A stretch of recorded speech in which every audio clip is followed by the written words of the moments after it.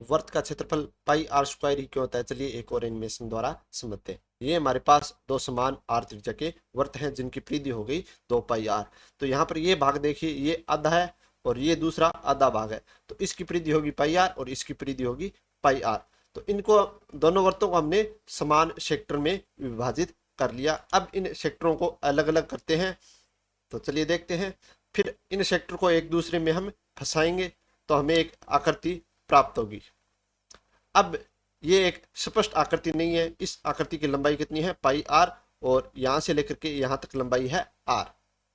अब हम in sector की संख्या बढ़ाएंगे, तो सेक्टर की संख्या है वो बढ़ाते जाएंगे, कब तक बढ़ाते जाएंगे, जब तक कि हमें एक स्पष्ट आकृति दिखाई न दे।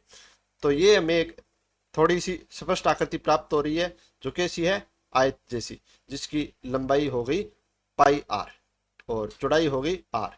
और आयत का क्षेत्रफल हम जानते हैं, लंबाई गुणा चौड़ाई, लंबाई का मान पाई आर और चौड़ाई का मान आर, तो हमारा एरिया आ गया पाई आर स्क्वायर।